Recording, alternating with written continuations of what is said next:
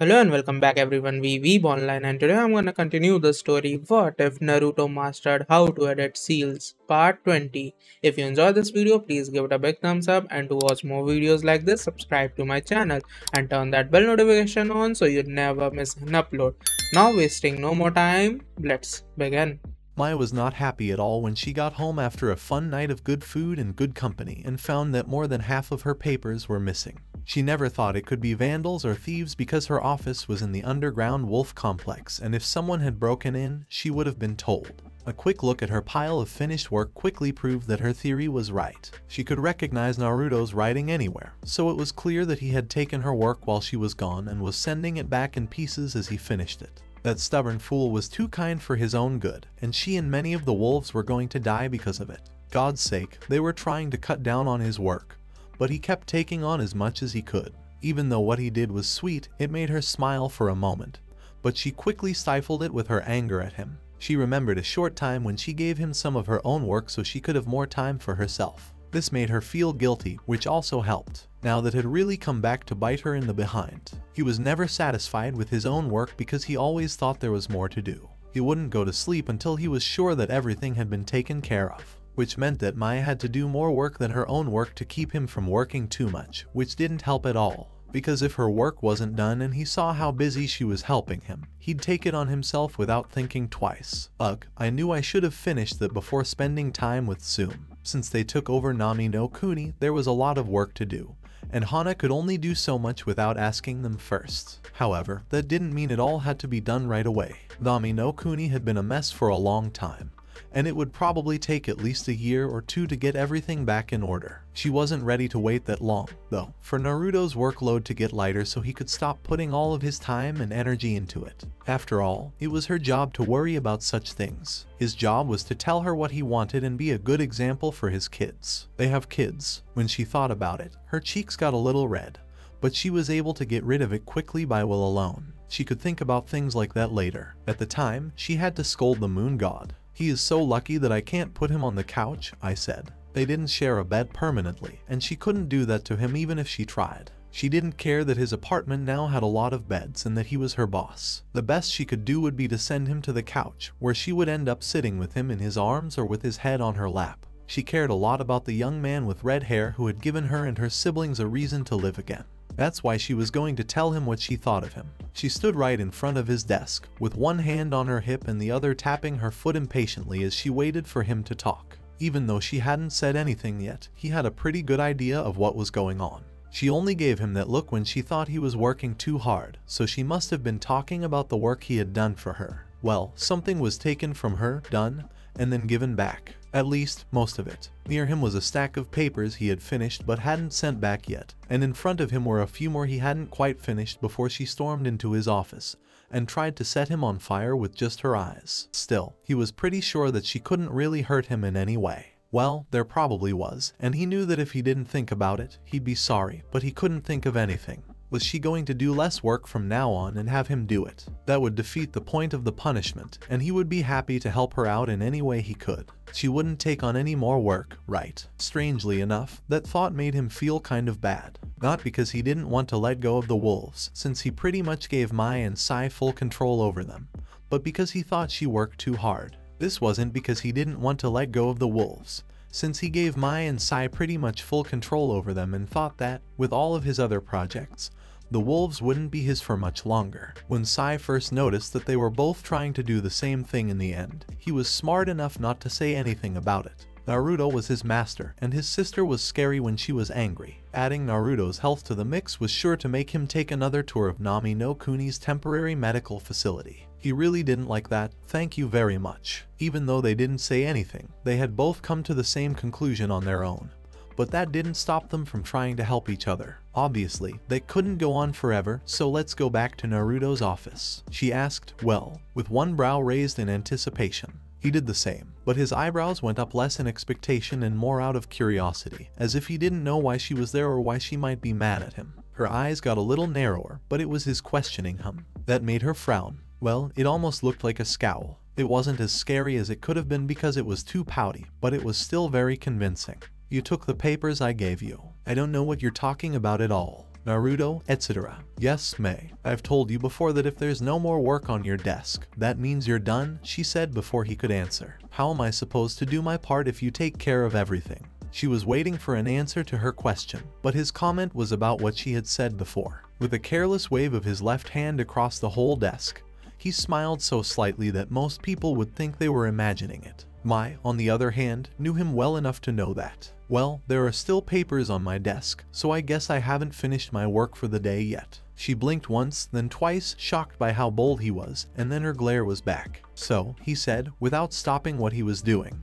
what did you do with Sum today? It's not that easy to change the subject. You sure? She gave it some thought for a moment. Was she really going to get anywhere this way? It was clear that he would keep doing it. Even when she was standing there trying to get him to stop, he kept doing it. Okay, she said as she slid into the chair in front of his desk and agreed to stop arguing. But after we stop the invasion, most of your work will be done by administrative staff. When it seemed like he was going to say something, she quickly added more. Okay, that works for both of us. Since he was really upset because she would still have her own work to do, he had to give up his objection. Sure, but I won't set a deadline. When I find people I think would be good for the job, I'll offer it to them. Fine, she said. For a few minutes, they sat in a comfortable silence that was only broken by the sound of his pen as he finished her paperwork. She finally asked, "Did you really want to hear about my day with Sum?" He took his eyes off the papers and looked right into her eyes, smiling and giving her his full attention. Sure thing, Mai. How did it go? He finally got his paperwork done while Mai told him about her day. Even though Mai was sitting right there when he sent it back to her office, she made sure to write down who had helped him take on more work. She might not have been able to properly scold Naruto, but she was not going to let the wolves help him.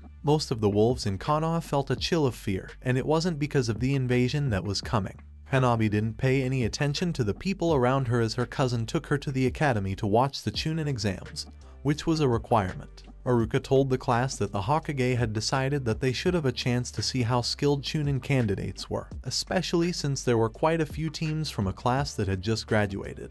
By having them all meet at the academy, where a live feed from the stadium would be shown on a screen, Aruka could make sure that everyone had a seat and point out things that they might have missed otherwise. Aruka didn't know, but Hanabi did, that Naruto had come up with the idea and was using it to get her out of the compound without raising too many questions before the Branch family revolted. Neither of them knew that forces from Suno were going to try to invade in order to get rid of competition and raise their own status. But they wouldn't have to worry about that if Naruto had his way. Hanabi and her guard took a left turn away from most of the crowd, and as they walked, it seemed like less and less people were around. For safety reasons, the academy was a little bit away from the main roads, but it was still close enough that shinobi and regular people didn't have to go too far out of their way to get there. By the time they were one street away and could see the turn to the entrance, there was no one else around. Neji told her to leave later so she could avoid the rush to get seats that started a few hours earlier, and she did what he said. She was sure that Naruto wouldn't be too bothered by her leaving the compound late, and that he might even like being alone.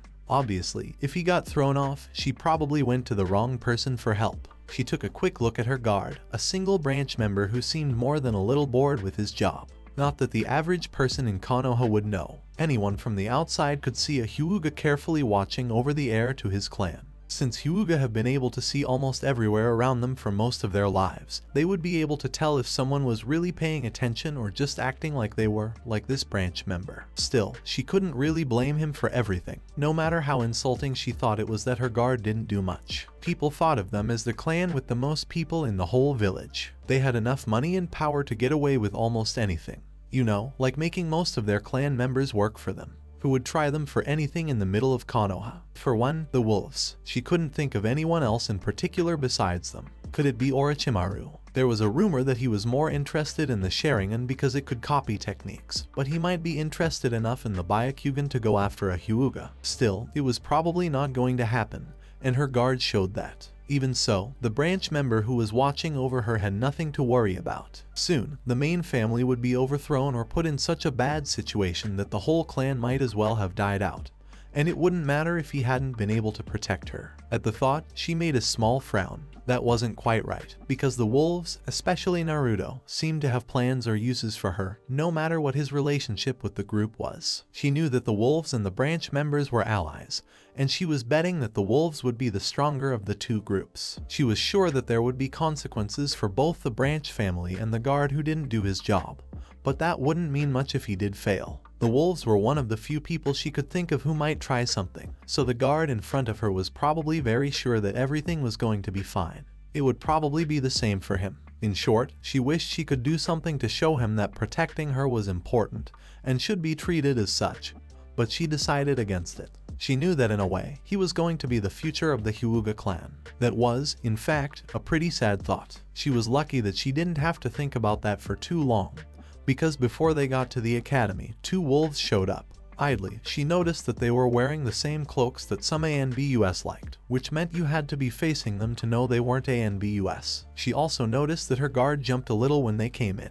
She gave a small smile at that. It wasn't nearly enough to punish him for not taking care of her safety like he should have, but it was all she could get at the moment. Hyuga-san, they said to her guard, who was startled, before turning to her and giving a slight nod. It's Hanabi-sama. She would be lying if she said she didn't enjoy the fact that, even though she was friends with the branch family, they treated her with more respect than they did one of their own. From now on, we'll be your guards, they said, turning back to the branch member and shaking their wrists to say goodbye. You don't need to be here anymore, Hyuga-san. The man looked for a moment like he might say something, but when the second wolf gave a low growl, he changed his mind. She thought it was fair that even dogs had more respect than the branch members who wanted to take over the Hyuga clan. The wolves looked like they were definitely the right choice. Then I'll leave her in your capable hands, Hanabi said. She was pretty sure the branch member was hoping the wolves had something bad planned for her and was glad to get rid of her. The only reason the wolves had thought about objecting was because they hadn't been treated with enough respect.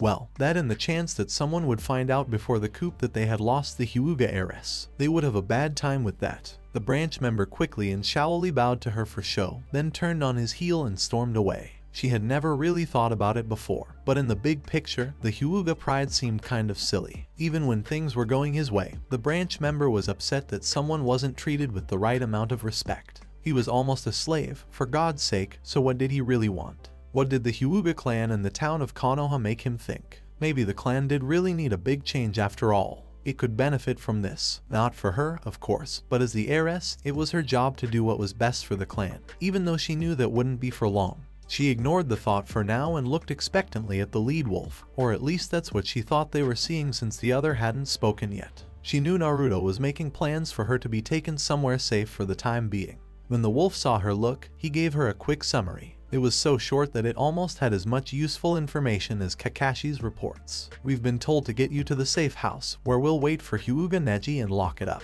We don't think he'll fit in with the clan well enough. That was a good point, and it would be good if she didn't lose one of her most helpful slaves. A lapdog, to be sure. I understand. She wasn't sure if that was all there was to it, but if that was all they were willing to tell her, she wasn't about to question her new guardians. She also didn't know where Naruto stood with this group, other than the fact that he was on their side. Still, she would be different with the person she had gone to for help, but only with that person. She didn't care if his plans fit with what the wolves wanted to do or not. Naruto's will be done. The only point was to remind them that her deal was with Naruto, and that the wolves had no power over her beyond what he had asked them to do. She could almost feel the happy smiles behind their masks, though, so it seemed like she had also impressed the wolves before her. 2 sharp salutes from the Konoha were given at the same time. Naruto's will be done. As the stadium filled up with excited fans, Hana was glad that the daimyo's seats were nice and away from everyone else. It made her feel safer and made it less likely that someone would find out she was back. It also gave her a break from the noise, which would have been unbearable for her sensitive ears. She had asked her mother why most of the clan didn't go to a big event in Konoha that happened every 3 years or so. Now she knew the answer. Even so, she was sure that her brother was somewhere in the crowd, being just as loud and wild as the rest of the people there. He had always been loud, and to be honest, his hearing wasn't much better than the average person's, but he had one of the best senses of smell and direction in the clan. Even though many of his classmates made fun of him at the academy and thought he was wild, he was probably the cleanest of them all because he couldn't stand the smell of himself if he hadn't washed at least 3 times a day. Getting him to take a bath had never been hard, which she thought was good for her and her mother. Still, it was strange to think that he was out there with friends, laughing and joking as he got ready to cheer on his teammates in the upcoming games. He didn't know anything about the invasion Suna had planned, and he had no idea that his sister, who was supposed to be away on clan business, was sitting with the nobles who had come to see the newest shinobi who was trying to move up in rank. She didn't know if she should be glad that he didn't have to worry about that or worried that he might be surprised later. No matter what, she would have to trust Tsukiyomi's plan. They hoped that they could stop the invasion before Suna could do more than show that they were the backstabbing shitheads they had planned to be today. Well, from what she knew, not all of them. It seems that Tsukiyomi himself was able to get in touch with some Suna shinobi who didn't want to take part in the invasion. This included the trump card they were counting on as the backbone of the attack. She didn't know why they were putting so much hope in a single shinobi for the invasion, especially since it sounded like he was one of the genin competitors, but she didn't think she really wanted to know. People like that weren't usually very nice, but it was usually good to have them on your side. And since she was talking about her sides, she quickly looked to her right, where Tsukiyomi was sitting in a way that was somewhere between regal and lazy. He seemed so comfortable that she had to wonder if things had been going well for him since she last saw him in Nami no Kuni, or if he was just acting this way to make everyone else feel comfortable. Her experience at the feast made her think it was the first, but her gut told her it was the second. No matter what, the wolves around the box were paying extra attention to their careful guard because he was so relaxed. This made some of the other nobles nervous. If the small smile and occasional glances to the daimyo of Nami no Kuni were any indication, the daimyo of Hai no Kuni just seemed to find it funny that they were upset. When Suna turned on them, they would be more grateful. The daimyo of Kei's no Kuni was sitting right next to the daimyo of Fire, and both of them were surrounded by wolves. I don't know how Tsukiyomi got his friend to agree to that, but it was a good move on his part. His ally would be safe, the Wind Daimyo would be safe, and, more importantly, in his debt.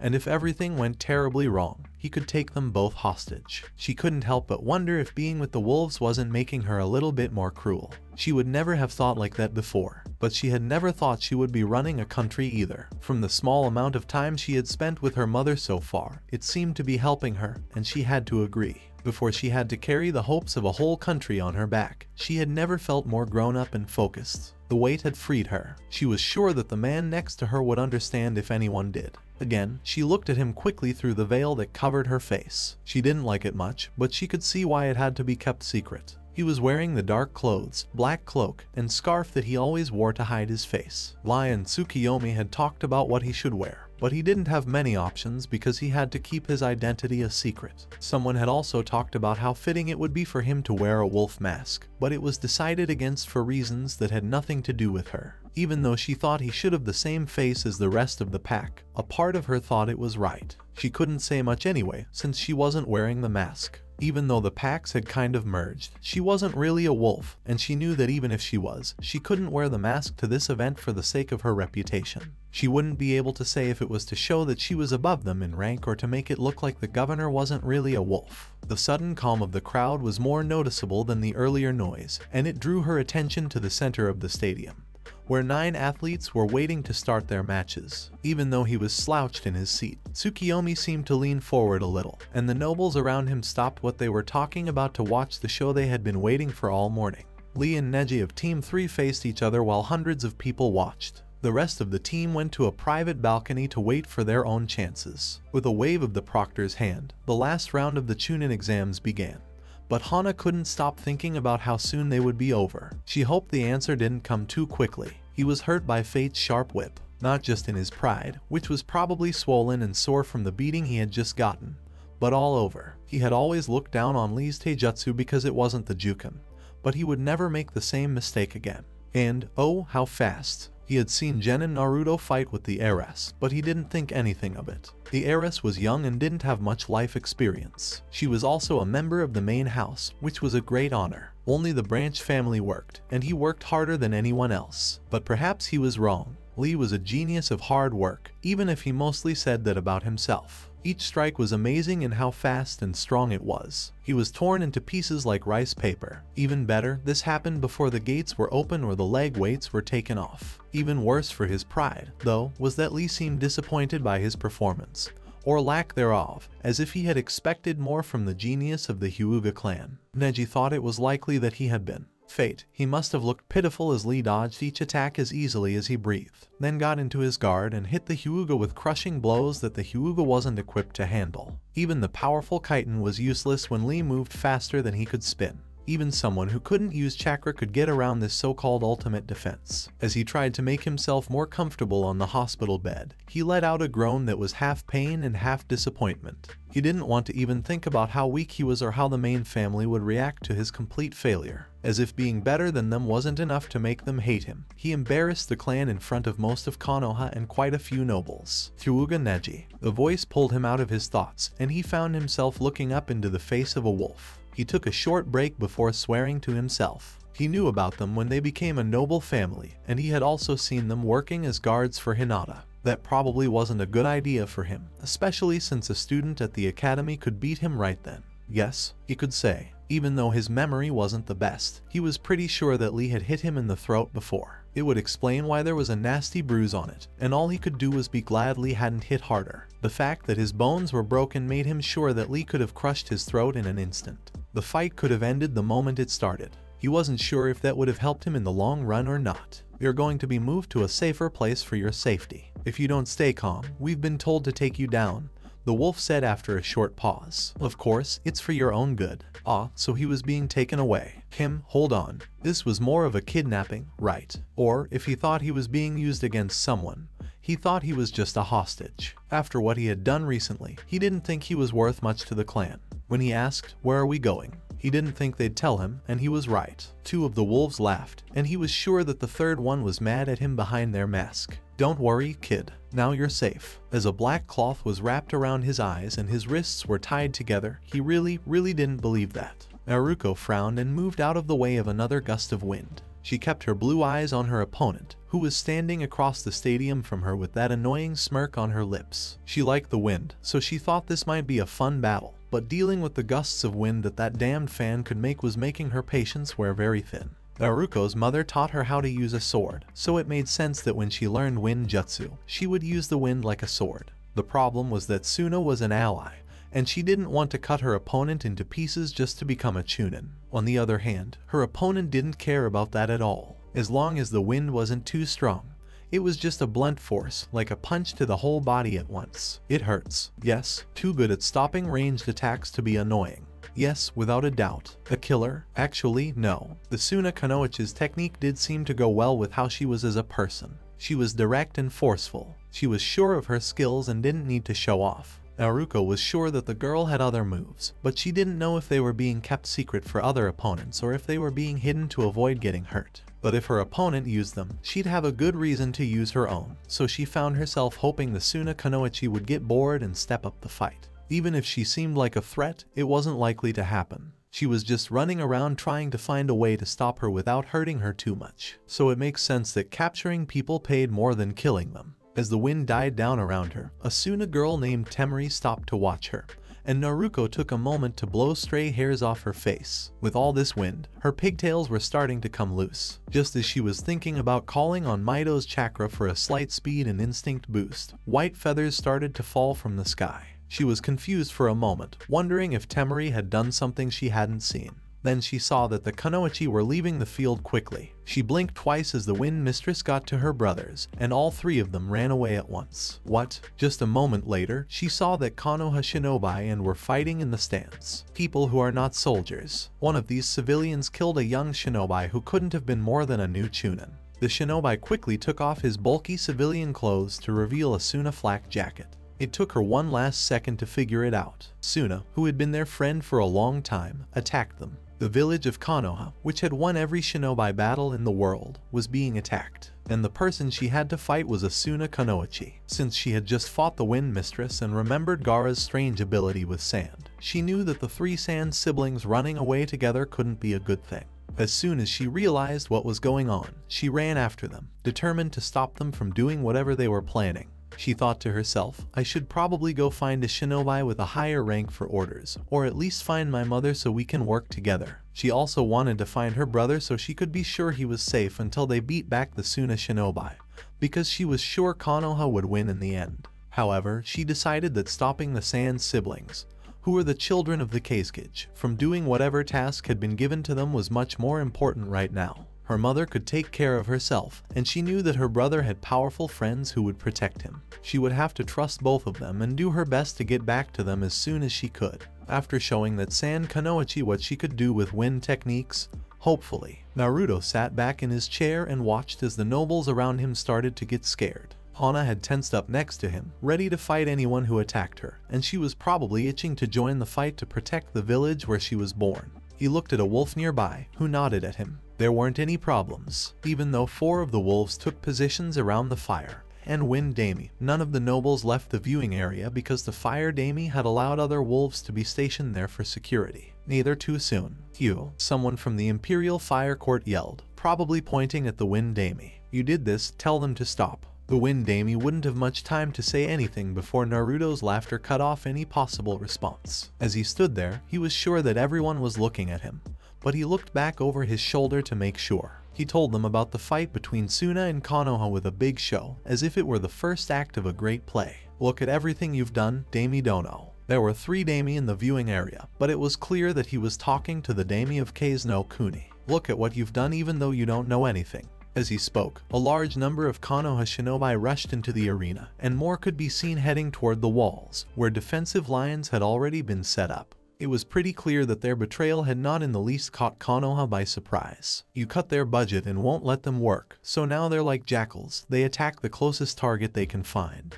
Even if it's the only person who's on their side, Naruto laughed again. To think that this was their best chance. None of the other targets were so easy to hit. He looked back at the Dami of Wind, who was probably looking a lot paler behind his veil. And now, your forces will be destroyed by someone else, who will do it because of you. With this failure, Suna will be destroyed, and you will be the daimyo of a country with no shinobi. Naruto said this with a smirk hidden under his scarf. A Dami of less power. It seems that the Dami of Kase no Kuni hadn't even thought about that part of the situation, and when he suddenly realized it, he was so shocked that he was shaking. Most of his power came from being a greater Dami, but if he lost that, he would not only have almost no power, but he would also have to compete with people like Naruto, who is the Dami of Nami no Kuni. Since his forces had just attacked Konoha, he knew pretty well which of the 2 the Dami of Hai no Kuni would choose. And since the Fire Dami was his only friend, that wasn't good. And if that wasn't enough, the Dami of Nami no Kuni laughed again. Even if the Suna shinobi wanted to run away, they couldn't because my forces are moving right now to make sure no invaders are left standing. You'll be lucky if Konoha decides to take prisoners, because that's the only way they can save themselves. Naruto stopped talking after he had said his part, but another voice spoke up, as if it didn't care about the chaos around them or the fact that their shinobi village was fighting off an invasion attempt. Oh, and if I may ask, how did you know to have your forces ready to stop their retreat? The Dami of Hai no Kuni's question didn't sound too much like an accusation. This is the first time I've heard of it, but I guess it explains why you want to take care of security. Naruto looked straight at the person who had helped him the most in the elemental courts and gave a shallow bow before answering.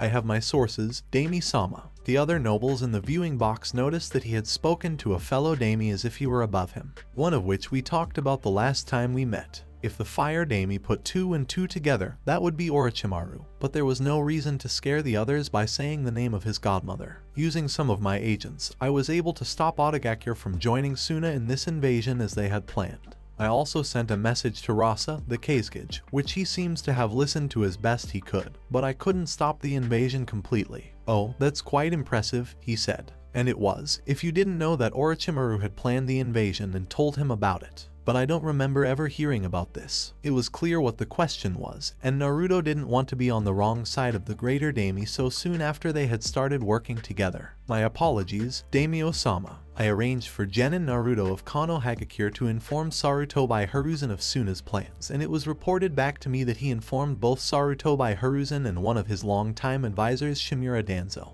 This was really throwing the 2 under the carriage, but if that's what it took to improve his standing with the daimyo of Hai no Kuni, they'd just have to take the hit. He would send them some sake or something else later, both to thank them and to help them deal with the mess he was getting them into. I thought it would be better for you to hear about the invasion and what was being done to stop it from your own village rather than from a daimi from another country. Even though he and the Fire Daimi knew he wasn't foreign at all, the nobles around them didn't, and that's why this had turned into a show. He could have just told him in private that he had told the Hokage about the upcoming invasion. In public, though, they had to keep up appearances. Oh, I see. Naruto was pretty sure that he and maybe his wolves were the only ones there who could hear a hint of suspicion in the daimyo's words. He didn't fully believe him, but he was getting used to the idea. So far, Naruto didn't think his luck was good enough for the fire daimyo to drop the whole thing, but he was willing to take what he could get for now. There's no need for the other nobles to know that he purposely didn't tell the greater daimyo about his plans so that his forces could move around without being told not to.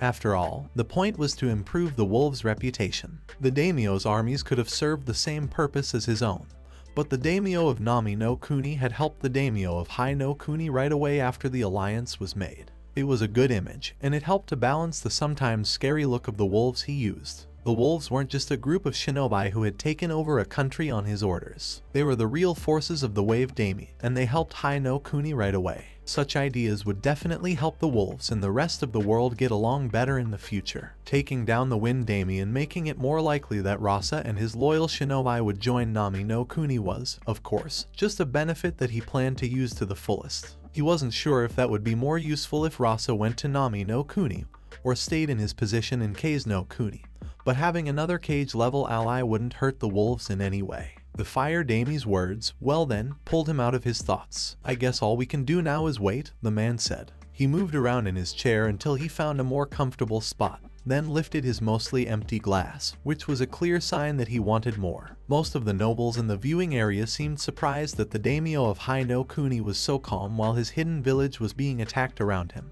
But Naruto was glad that his scarf covered his smirk. He was sure that the nobles wouldn't like it because it would be a slight against them or the daimyo. Or maybe they would be too scared to do anything. Not likely, given how old he is, and also not something he could take a chance on. The wolves did the dirty work, and he had to keep himself looking perfect in case the courts wanted to look at him. It was a balance he had to find, of course, to make sure he was a fair and just daimyo, even though his troops were known to do whatever it took to get his way, even if he didn't like it. In a formal way, of course. The key was to make it look like he didn't have full control over the fanatical wolves and that they would take matters into their own hands if they thought it would help him. It wasn't his fault that you upset the wolves. They were just very moody. If you hadn't gone against him and made them angry, none of this would have happened. False kindness wasn't too hard to pull off, and it helped get things done without making too many people panic. Some people would see through it, but that was to be expected. Like his earlier small performance, the show was for smaller groups because it made things easier for them.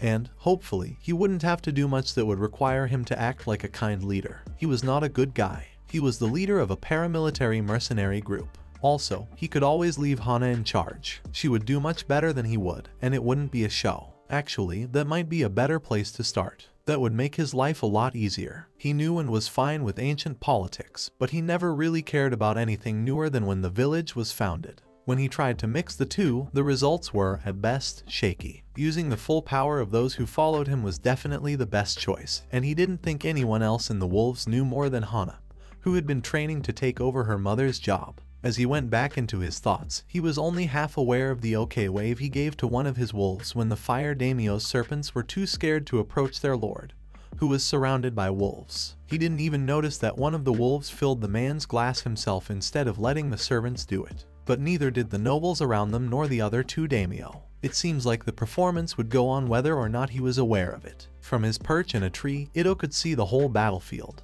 if that's what it could be called. The forces of Suna were crashing into the Great Wall of Konoha, which wasn't too far away. The original plan was for Orochimaru's summons to open holes in the walls for them to use. However, when the former Konoha shinobi stopped helping them, they were missing some very important parts of their plan. From what I could tell, the plan hadn't been changed all that much. Small pillars of earth rose and carried groups of Suna shinobi, while others on the ground worked to build ramps to make it easier for people to get up there. But the Konoha shinobi on top of the walls weren't making it easy for them. With a good grip on the ground and a clear view of the enemies below, they were able to send down jutsu that slowed them down and killed some of them. If this was all they had to worry about, Konoha would win even if the wolves didn't help. Unfortunately, a large group of Suna shinobi had already gotten into the village of their former allies, so the Konoha shinobi had to watch out for attacks from both sides. They wouldn't be the only ones, though. Ito's eyes moved down to the forest below him, where wolves were waiting for the signal to attack.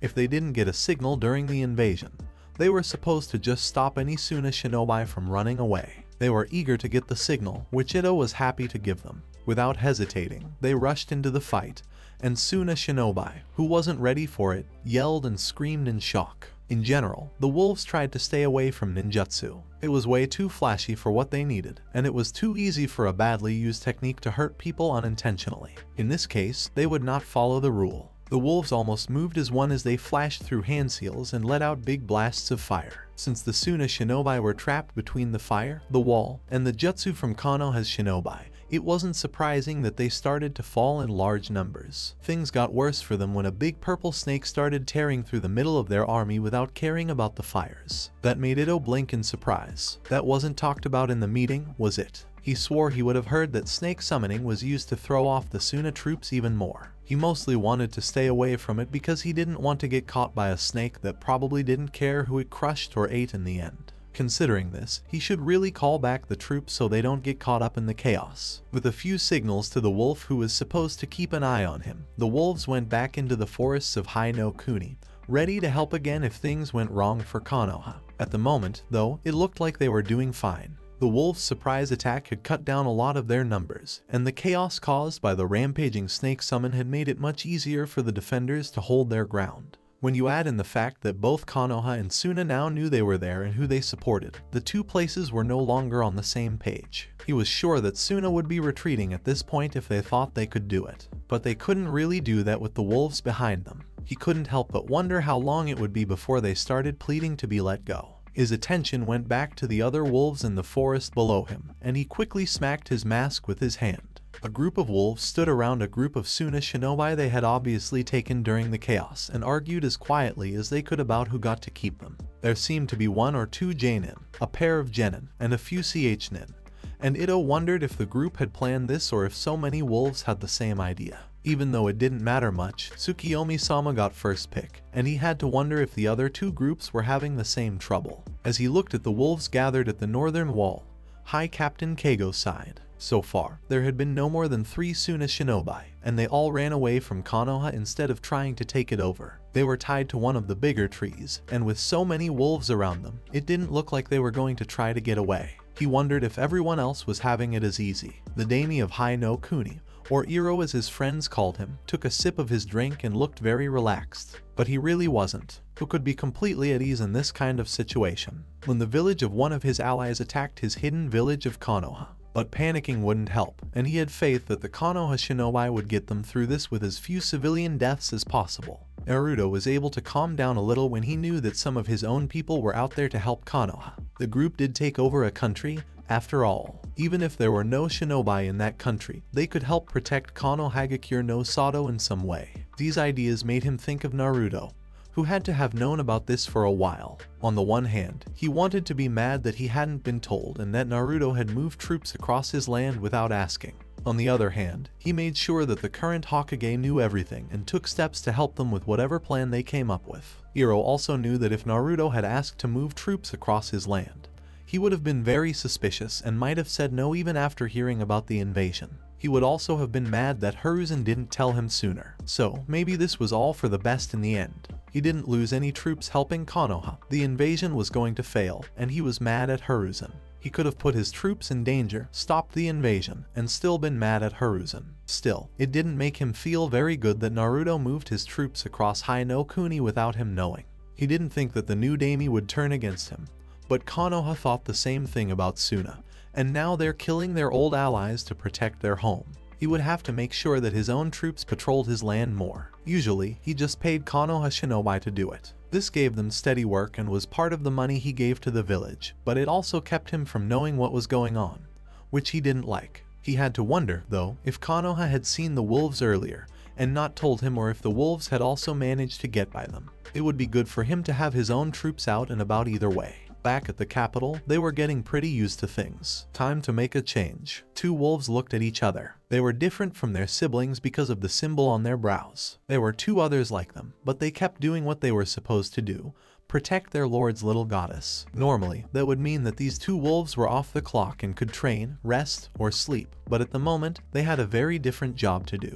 One of the wolves nodded, and the other turned to look at the 5 wolves that were hiding behind them. 5 of them didn't have marks on their masks, so this would be new territory for them. However, 2 of them had lived here for a long time in service to the goddess. They would have to lead their younger siblings. The marked wolf crept closer to the gate while the other wolf called out to them to come with him. Even though most of the people in Konoha were at the Chunin exams and the invasion that stopped them wasn't as quiet as Suna may have hoped, 2 guards stood as usual. Still, the 2 stood guarding the clan compound with honor. When it comes to one of them, too much. The second guard hit his partner with 2 sharp whistles, killing him and taking off his headband to show the Juin that showed he was a member of the branch house. Even though the dead guard was also a member of the branch house, he was known to be a supporter of the main house, so he could not get in the way. The last guard quickly opened the gate into the compound, proudly showing his Juin. His Byakugan was active to make sure the wolves wouldn't be seen. When he saw that everything was safe, he gave a sign to the wolves, and the 6 of them got to work right away.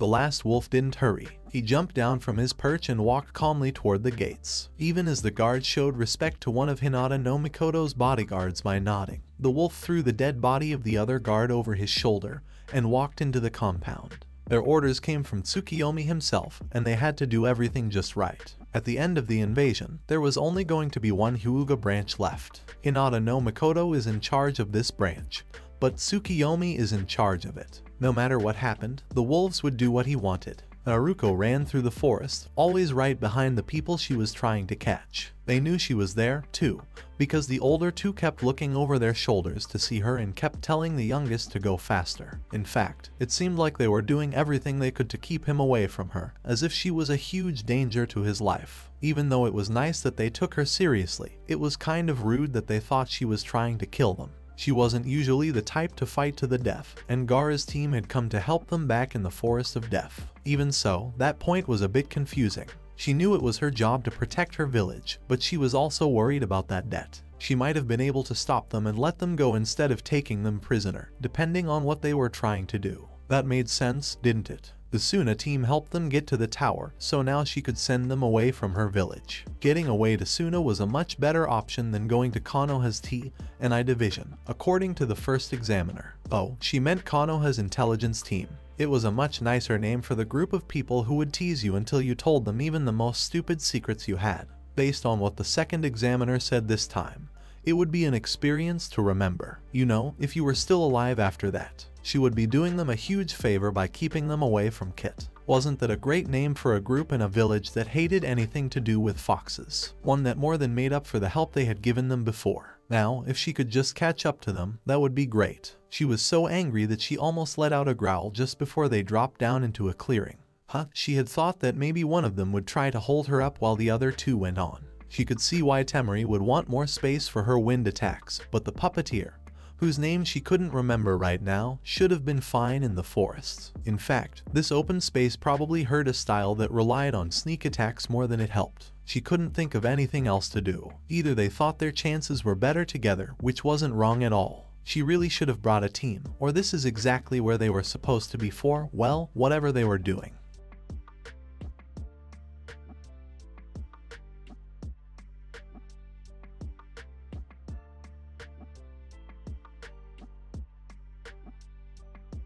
You don't give up, do you? Of course, Temari, our match isn't over yet. The Wind Mistress gave her a look of surprise. The Suna Kunoichi asked, really? You followed us all the way here just because we didn't finish our match. Konoha is being invaded. I know, and that's why I have to stop whatever you're doing, she said. With a puff of smoke, she pulled her sword out of its sheath and twisted it twice in her hand before taking a stance. I can't think of a good reason for you 3 to run away together during the invasion that doesn't involve you all doing something bad. Temari blinked twice before giving Kenkuro a look and turning back to Naruto with a raised brow and a smirk on her face. Temari asked Kenkuro, up to no good. Didn't you notice? Kenkuro seemed to hang his head in shame, as if what she was about to say really did make him feel bad. On the other hand, Temari seemed almost happy with herself. We're trying to escape.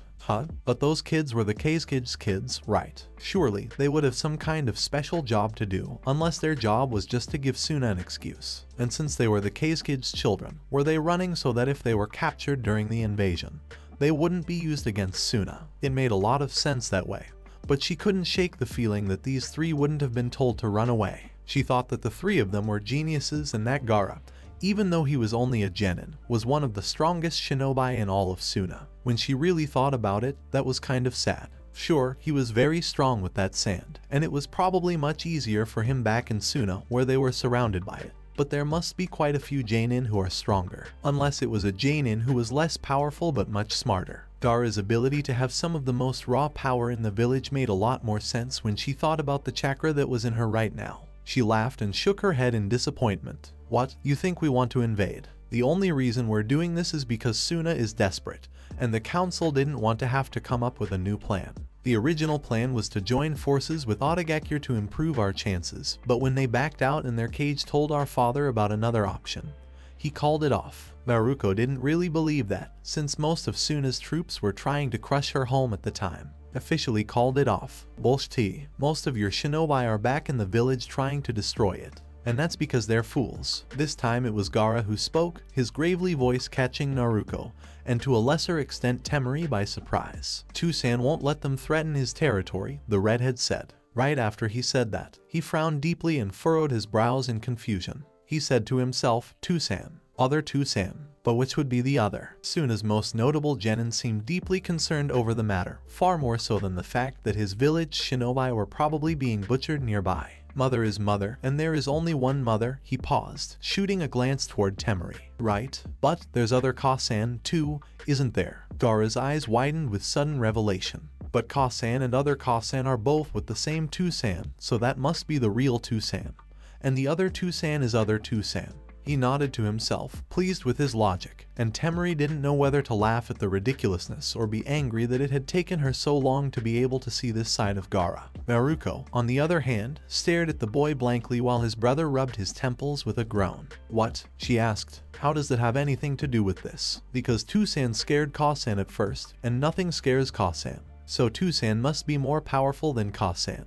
I know Kasan has come close to wiping out Suna before she was sealed, so Tusan should have no problems destroying most of the shinobi when they're so far from home. Gaara considered something for a second before continuing. And while I can still hear Kasan, I know she stayed with Tusan, so there's no way he won't crush them. They should know this, so attacking is stupid. Not even bothering trying to understand what it was Gaara was talking about other than the fact that someone strong was back in Konoha, and that he had faith that this Tusan would protect her village. Naruto latched onto something else that caught her attention. Sealed. Naruto narrowed her eyes at Gaara. You're a Jinchuriki too, aren't you? Gaara was halfway through a nod before he froze, his eyes opening in surprise. I'm not. He seemed unsure of himself, as if he hadn't managed to come to terms with it yet. A contemplative frown tugged at his lips as he considered it. I was. He was much more confident about that statement. But mother is not with me still. Because mother is with Tusan, right? She understood that much. Yes, mother is with Tusan. Gaara paused, glancing at her in realization.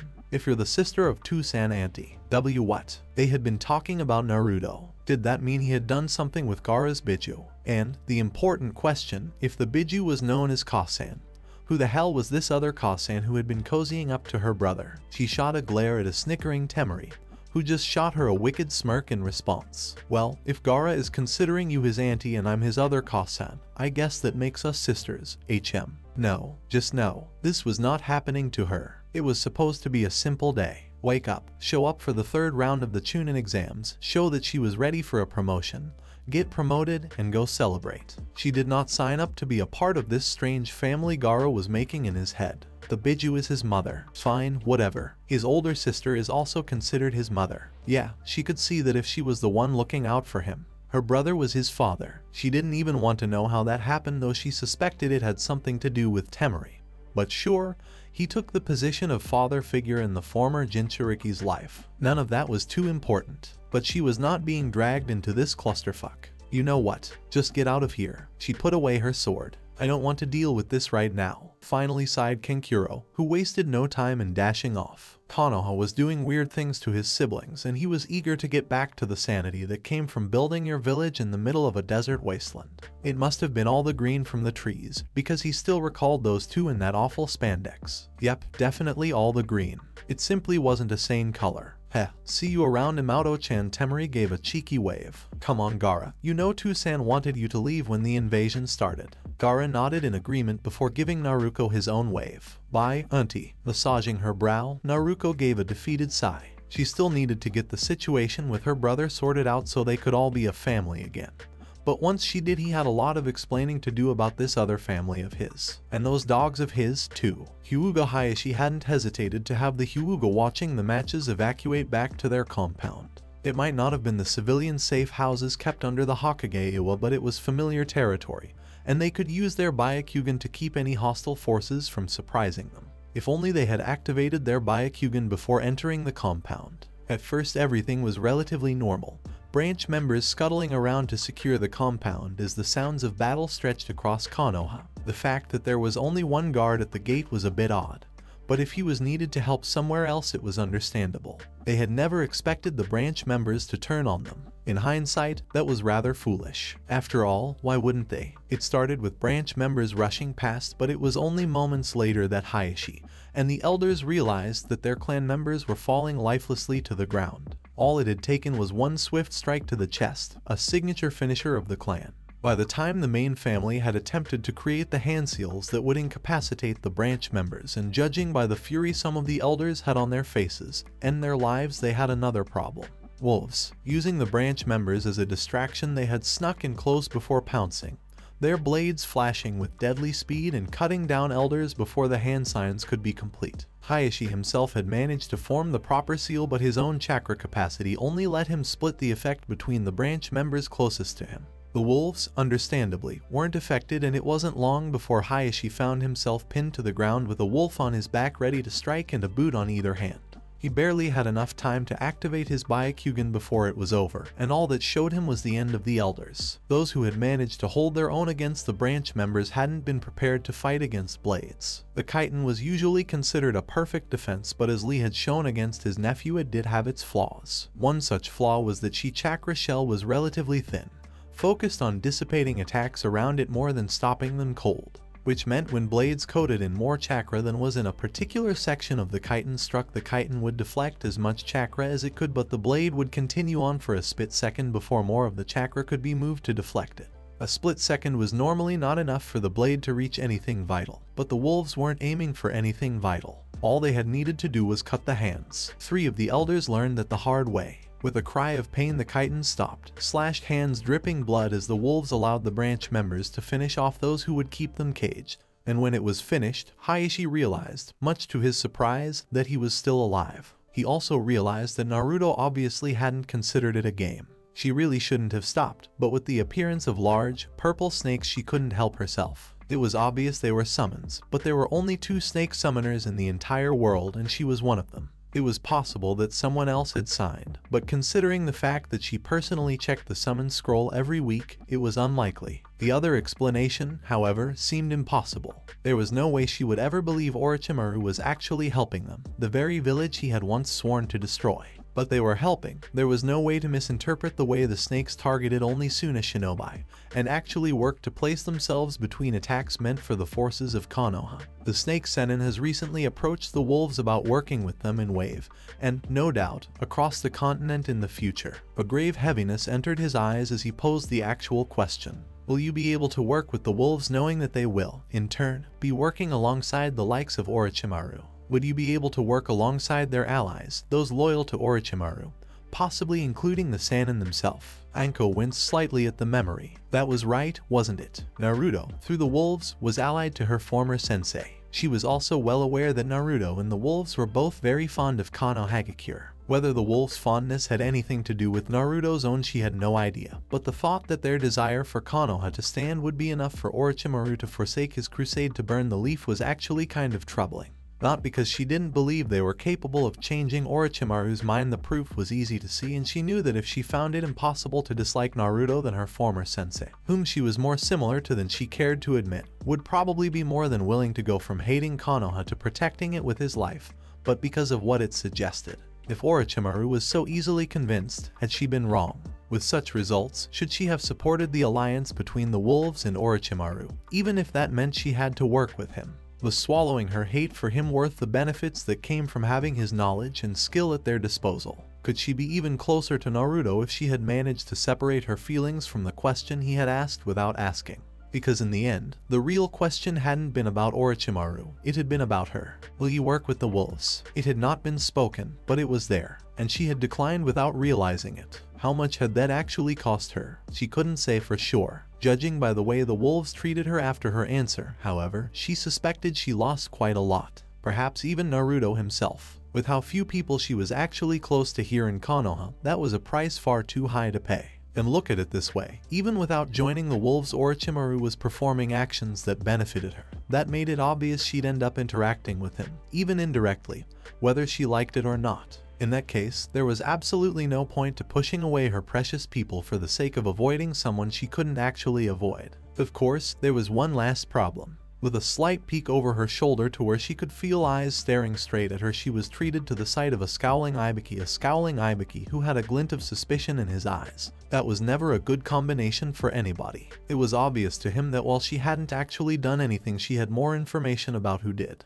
Again, not a situation you wanted to find yourself in. Having information he wanted when he was Konoha's top interrogator had a tendency to become a nightmare for everyone involved, particularly the poor bastards in the cleanup crew who had to make the room usable again. Still, despite the suspicious look he was casting her, his tone of voice was as brisk and professional as ever. Good work, Mitarashi, he praised her, even though he knew very well she had nothing to do with it. But we'll have to have a chat about keeping your full capabilities from your superiors when this is all over. Shit. She was not looking forward to that discussion. She wasn't a gentle breeze or a dancer who danced in the moonlight without being seen. She was more like a hurricane, a storm of anger, wrath, and revenge. Yuzuki Yugao tore through Sand Shinobi like a biju might tear rice paper. It was beautiful and scary at the same time. Even more so if someone saw that she wasn't really paying attention to what was going on around her. Instead of working together to stop the invaders in the most effective way, her team had to follow her as she went from enemy to enemy, leaving trails of dead bodies behind her. Her body seemed to move toward her next target based on instinct and bloodlust alone,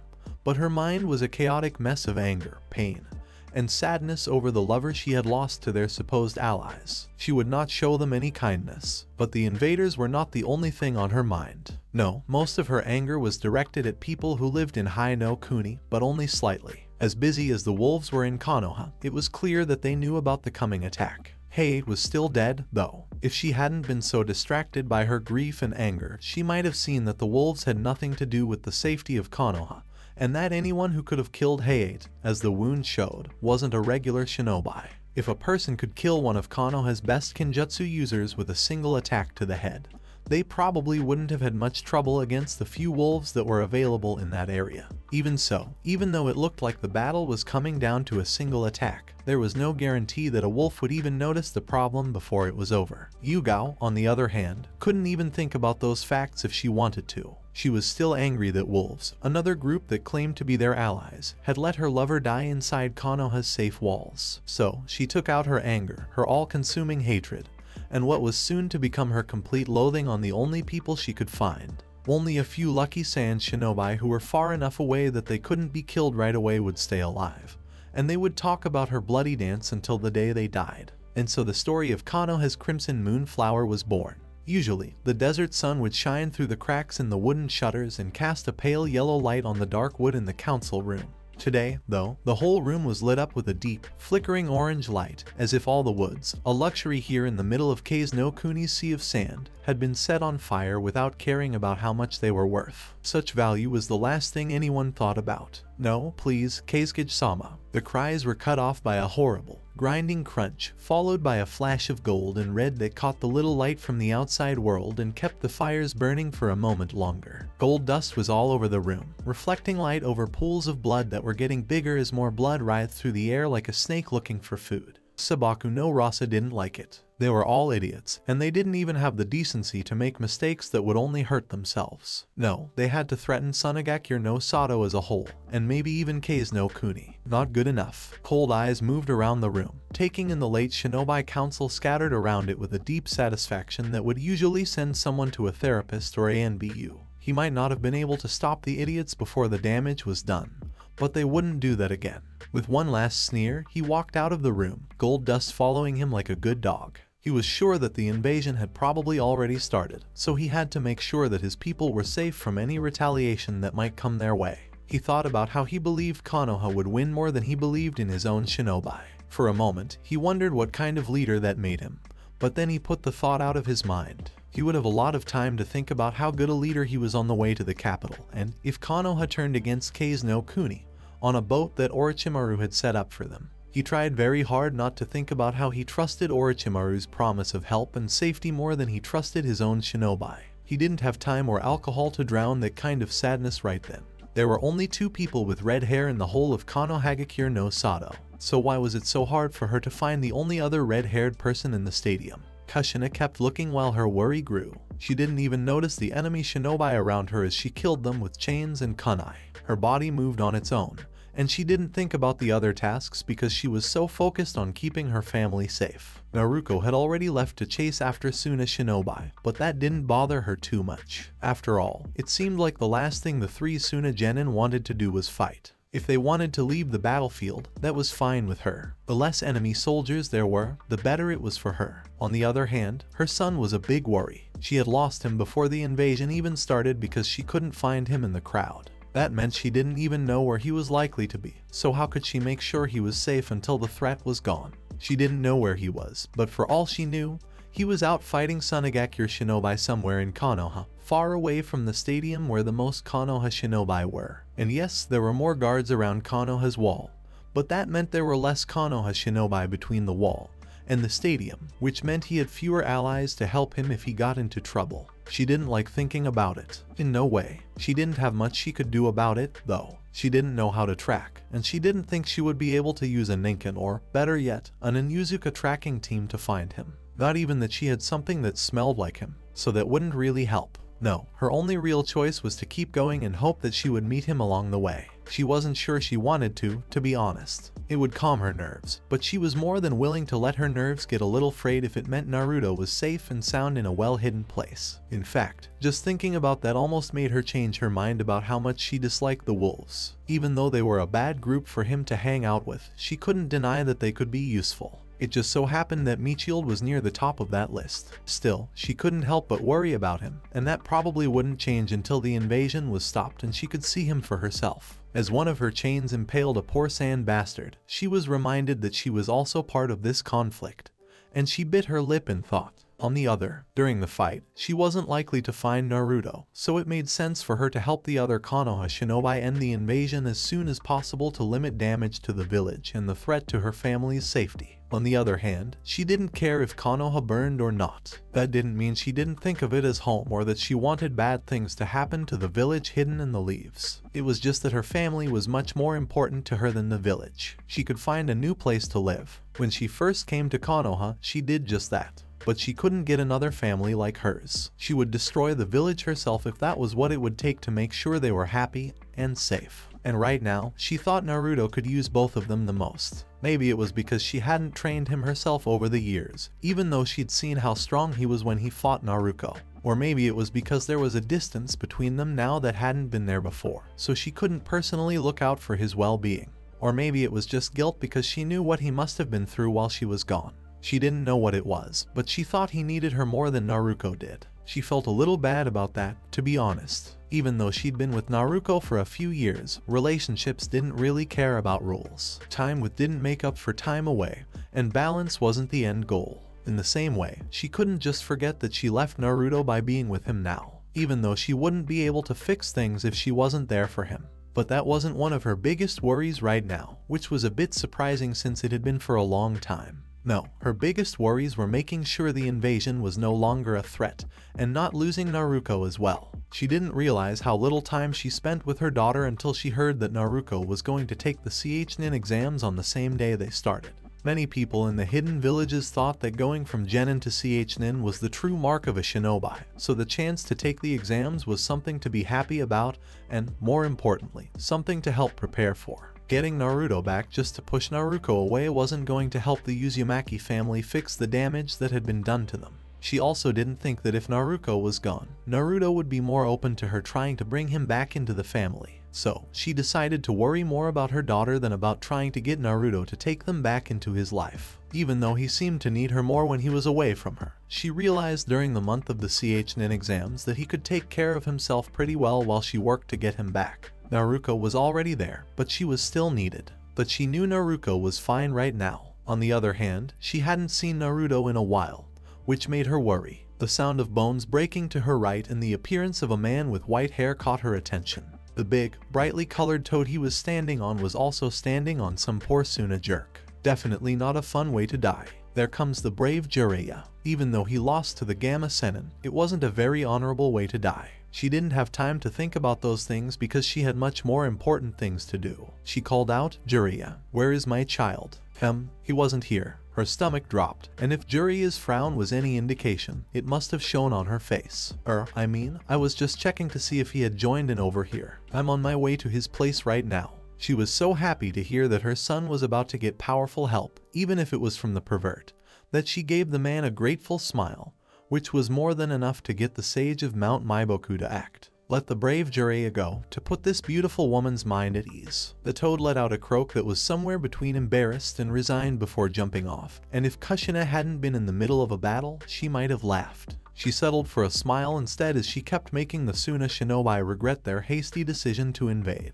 The sooner these dune humpers were buried in Konoha, the sooner her kids would be safe. Mom had to get things done. Bones broke and cracked under her fists, and every time she kicked with her heel, the earth shook. Still, they kept coming. Fools, she was a legend before they even finished whatever sad excuse for an academy Suna had. She beat them down again and again until none of them could stand up. Only a few had made it. Could be. They would wish they hadn't done it. As her chest stopped heaving and her breathing slowed down, she looked around at the piles of broken bodies. She had a strange feeling that neither her grandfather nor her granduncle would be upset about the dead bodies that were now all over the Senju compound. She thought it was about time to get a few new lawn decorations, though. It took her a moment to notice that many of the bodies were covered in red, and she looked at her hands, which were also covered in blood, with an odd sense of distance. She should have been scared. She should have frozen and gone into shock when she saw it, but she wasn't and hadn't. If she had froze at the sight of blood, she would have never made it through so many. After all, she had broken her first attacker's skull, and there was a lot of it. When I think about it now, what was my fear of blood like compared to knowing I had lost my last chance at a family for good? She thought that it was almost sad. She had already lost everything that was important to her, and this time there was no blood. She let out a bitter laugh, and her old craving for sake came back for just one cup of the rice wine.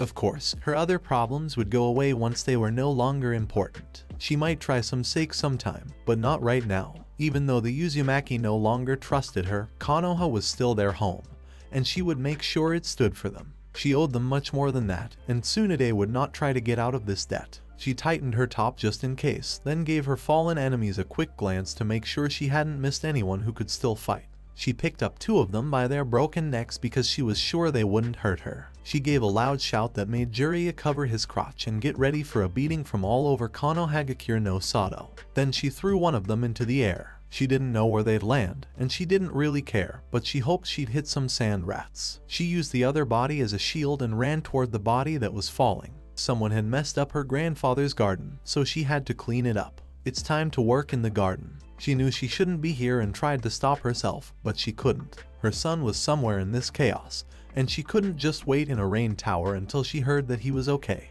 It didn't matter at all that he was surrounded by almost all of his troops, all of whom would gladly give their lives for him in order to give him even the smallest comfort. As much as she wanted to trust the wolves to protect their master, Naruto, she much preferred to take care of him herself. Uchiha Mikoto had already lost 2 sons, and she would not lose another. She was sneaky, which was a good thing. Using skills that Zetsu's master, Uchiha fucking Madara, had taught her, it was easy for her to sneak into the village even as soon as Shinobi crashed into the walls. But when she saw it, she had a frown on her face. She got there a long time after she had planned. Definitely not for a chance to cuddle with her favorite son before everything went wrong. Thank you very much. Okay, perhaps a little. She didn't get to spend nearly enough time with Naruto-kun, whom she loved. She might be able to stay with him for a while after this is all over if she's lucky. Surely he wouldn't turn down a worried woman's request to check on her son and make sure he was safe and cared for, right? She would have to find him first, which was proving to be quite hard.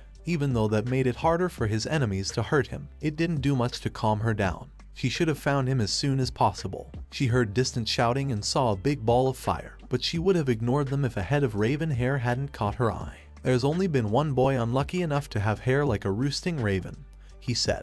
right away. Hope that she would never have dared to let take hold rushed through her veins and made her heart beat fast. It just couldn't be. She was sure he had died in the massacre, and this distraction would just keep her from her only living son. She would never forgive herself if he got hurt because she stopped to chase after a ghost she thought she had buried a long time ago. Still, that mix of hope and doubt kept nagging at her and making it harder for her to just move forward. If it was really who she thought it was, could she lie with herself if she didn't take this chance? It would only take a second to make sure they were who they said they were, and then she could go on her way. If she was right, she would have gotten back the only son she could accept back. Both of her boys would get a brother who would watch out for them. The deal was done with that last thought. She could never say no to the chance to get her son back and make sure they were both safe. When she got closer and saw her son again after years of thinking he was dead, her heart soared. Uchiha Sasuke was alive and well. Still, her heart fell back to earth just as quickly as it had jumped up with joy. He was surrounded by both CH-nin and J-nin enemies, but that wasn't what made her heart break all over again.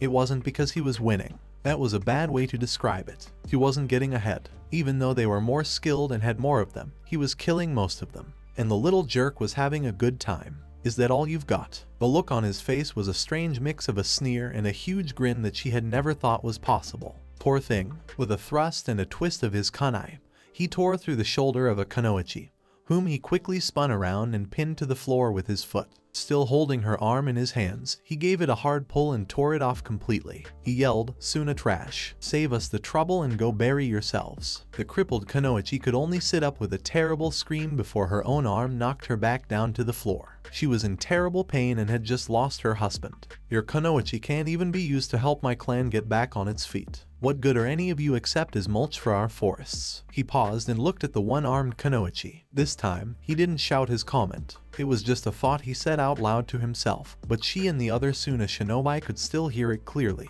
"I suppose you might be good for practice, though. We'll find a use for you yet." That was enough for Mikoto to walk away, not caring about what would happen next. She knew too well about that pride. Too many times, she had seen her late husband, Fugaku, think that because they were the best at what they did, they could do whatever they wanted without getting in trouble. She had hoped, maybe foolishly, that it wouldn't affect her sons. Itachi had sent more people after her but was able to avoid them, but it looks like Sasuke wasn't strong enough to fight back. It looked like her beloved Sasuke had died that night, because she would never have called that thing her son. Naruto was her only son, and if she found out that he had been hurt because she had stopped to watch Sasuke's shadow, she would go back and crush the last Uchiha vessel herself. After his betrayal, Itachi could no longer call himself a Uchiha, just like he could no longer call himself a Raikage. And Mikoto hadn't thought of herself as a Uchiha since that night. Naruto, her son, was once in Uzumaki, and Naruto's mother was a friend of hers. She wouldn't have minded taking that name if Naruto hadn't thrown it out, but it looked like they'd have to come up with a new one. They might even decide to start a new clan. They were the first members of a clan. She thought that was a good idea. Even though he would never ever say it out loud, he knew he was in a lot of trouble. He thought that joining one of the CH-nin groups that were looking for Suna invaders would give him a chance to see how good he was, get more experience, and show off to the people who would soon be his peers, assuming, of course, that he got the job. And who knew, maybe if he did well enough out there, his chances of becoming a CH-nin would go up. So he went with them and killed any Suna shinobi they met. It was the first time since he graduated from the academy that Sasuke felt like he was part of a team. They didn't care that he was a Uchiha or that he was only a genin. What mattered was the work he did and the results he brought. It was a nice change. And then it had to all go wrong. Taking a short break on top of one of the taller buildings gave them a chance to look around for their next targets. But they had picked a bad spot. As soon as Black Iron Shinobi surplus landed, they were so rude as to blow up in a big fireball. Not that it was because of the bad building. Suna Shinobi thought it would be best to get rid of some of the weapons so that Konoha wouldn't be as effective. If they hadn't all been ready for the invasion and had all the supplies they needed, and if the necessary supplies hadn't been moved so that people who didn't know the invasion was coming could quickly get ready, it could have meant something.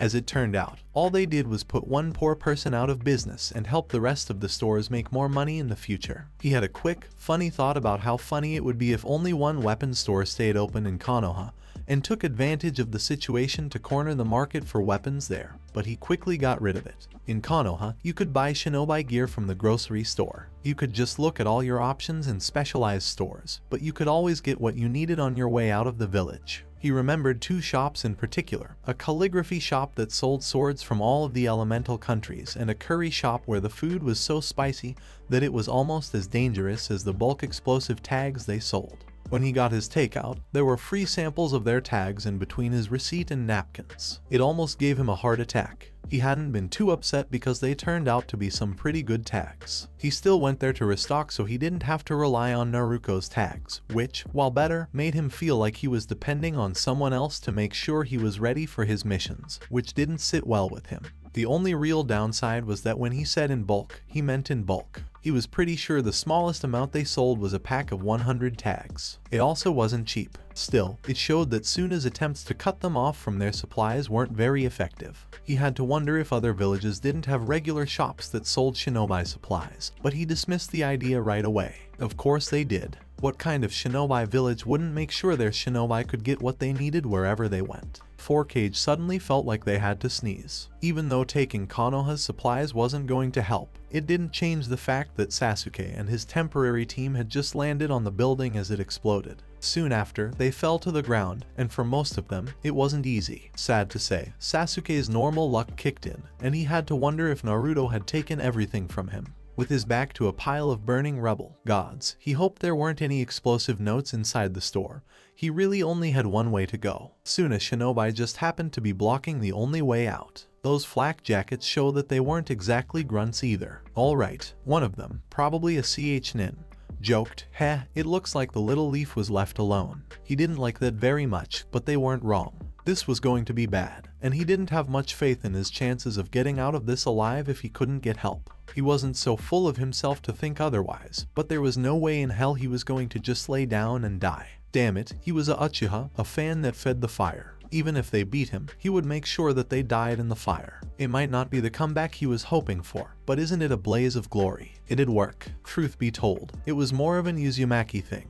But his clan was all about taking the best parts from the people they met. If this was the end of the Uchiha, he didn't mind stealing that as well. Gee, we've left a great legacy, he thought sarcastically as he got into a fighting stance and pulled his lips down into a serious grimace. But I guess every fire has to go out at some point. For a moment, he thought about the team he might be leaving behind soon. On the other hand, it only takes a spark. Maybe one of the others will remember enough to keep our last embers burning. If that happened, the Uchiha might not be completely lost today. Oh, are you all so scared that you had to split up the only genin in the group to be brave enough to attack? I didn't know we were working with such a weak village. If any of his arrogance, which he liked to think of as confidence in any situation, had spread to his teammates, that would be enough of a legacy for him at this point. Shut up, you scum of the leaves. Suna is going to destroy this fucking village. He couldn't help but tease by saying, really, with an eyebrow raised. Prove it, he said, and with hand seals he didn't even have to think about. A big ball of fire came out of his mouth and went after his enemies. He was very sad that he didn't get any of them, because he tried hard. Too bad. I was hoping to make their number of people a little easier to handle. No matter if you had a Sharingan or not, it was very hard to keep track of more than 3 shinobi opponents. There were 8 people here, and each one was at least as good as him. Even if not all of them were, some of them were, and that was too much for him to handle. It's more likely that his Sharingan would hurt him than help him. Probably should have done it more often. He didn't dislike using the Sharingan, but he wanted to make sure everything else was in order before he started using it too much and risked becoming dependent on it. This way of thinking had clearly come back to bite him in the behind. Good all around. He should have picked a specialty like every other Jonin did. If you were good enough at something, you could use it to beat any other subject. He didn't think he could have gotten to that level in the time he had, but maybe it would have given him the edge he needed here. It was going to be a real pain to keep track of all of them. He was right in a moment, but he thought he was doing pretty well given the situation. Not that style points would keep him alive or anything. He was able to stay alive for 5 minutes, which was a long time on the battlefield, before all of his small wounds caught up with him. He was right that some of them were just as good as him, but the fact that there were so many of them meant that they could cover each other and keep him almost entirely on the defensive. Even better, the little shits, who were all older and taller than him, had the nerve to tease him like it was a game. Even though they were all older and taller than him, he felt better knowing that, even though he was just playing, he was making it look like his earlier taunt was right. Some of the more experienced Suna shinobi were starting to figure out that it would take 8 shinobi to fight one genin who was split up from his team. They didn't like it. So much for the hope that if they played too long, his team might come to help. He almost managed to ignore the fact that they might be dead because of the explosion or because enemy soldiers killed them before they could get better. Enough, one of them said in the end. We've wasted enough time. Just kill him so we can get on with our work. One of the younger ones waved him off with a yeah. Don't worry about it, we were getting bored anyway. I hope you're ready to rot, Konoha scum. He felt angry and disgusted with himself for being so helpless in the situation. And something did something. He only knew something was wrong when he felt a sharp pain in his shoulder. Then, everything around him seemed to go dark. There was hatred, anger, rage, wrath, jealousy, fear, confusion, and pain. There was also the power that screamed through him and crashed down like an ocean. He couldn't breathe because he was carrying too much. But he was still breathing, right? And wasn't that his voice? Why was it so far away, so hard to get to, and so hard to think about? Even though he didn't understand what was going on, there was something too familiar about it. A familiar that made him feel sick and writhe around to try to warn him. But it didn't work. He couldn't figure out what was making him feel so strange. He was a Uchiha, so it didn't matter. He carried the power of their name. He would add fuel to the fire, and he himself would be the fire. Already, it was flowing through his veins, molten power that gave him power every time his heart beat. He was more than a shinobi, and he was more than a man. He was in charge. He would never die. He was divine. He suddenly found out about this power when he was thrown into a frozen sea. Almost as if to confirm his horrified realization, his shoulder began to hurt badly, and the power released by that tainted mark caused the skin to sizzle away. The Ten no Juin of Orochimaru. He knew he was saying something, and he had a vague idea that his body was moving, but he had so little control over it that it was funny. He had used his power before, but it had never had such a strong effect on him. When he looked back, though, he could suddenly see how it had gotten stronger with each use. And was this what would happen if he took Orochimaru up on his offer of power? To be stuck forever as a puppet that moves when the master moves it. This was not a good way for the Uchiha to go out. In fact, he would rather be killed by these fools right now than give up so much of himself to the Snake Sannin. Since he no longer wanted to live and was no longer angry, the cursed seal seemed to stutter and try desperately to stay alive. But it could not do so without the chakra that came from the host's own desires. When the connection was broken, the smelly purple mist coming from the seal went away. He nearly wished it hadn't happened. Bodies were all around him, but they were not where they should have been. No cuts were made, only tears. Instead of bruises, I got burns. Instead of broken bones, there was burned flesh. This wasn't a battle, it was a slaughter. But they were not all dead, not even close. That didn't seem to help at all. So, what did he do? No, what had he let other people do? His weakness gave the Ten no Juin the chance it needed to take control away from him. He should have seen it and fought it off sooner and better. In the end, he was to blame for everything that happened. So did the duty to make it right. One was a J-nin and the other was a CH-nin. Of the three people who made it out alive, two were men, a J-nin and a CH-nin. The third was a female CH-nin who was missing one arm and seemed to have been beaten to death with it. Most of the people's clothes were torn off to show the blackened skin underneath. He could see handprints in the skin that had been burned. His fingers, both his food and his breath left him quickly. Minutes went by as he tried to calm down enough to be able to work, and eventually he did. He turned away from the horrible sight and went to the two men. Both of them had been badly beaten, but it didn't look as bad as what he had seen on the third man. They had lost, and she had found it funny, and he did it while they were lying helpless close by. He had no idea he could hate himself as much as he did right then. He turned over the CH-nin with hands that were shaking. He held the man up with one arm while he coughed. Blood dripped from the man's lips, showing that he had been hurt inside. He did what he had to do to make the Suna native feel better. He looked into the man's eyes with all of his strength. It's easy to see why there was confusion, pain, and fear there. He filled his heart with kindness and then hardened it as much as he could. The kunai had no trouble cutting through the man's throat, which it did with ease. A short time later, he died in the arms of the last Uchiha. Their eyes never left each other until only one was left to breathe. Even so, he kept looking at the body for a few more seconds before putting it back on the ground as gently as he could. This weight was much worse than the earlier feeling of being crushed by power. No, this was a world on his back, and the extra weight made his heart seem to slow down. He still had work to do. The J-nin was able to push himself onto his side, where he was supported by the rubble, and his eyes followed the genin as he got closer. And now he feels bad about it, the woman said. The man coughed up his own blood, a grim smile spreading across his bloody lips. Is this your first close call with death, son? He asked before Sasuke could answer. Take a good look around you and remember what happened.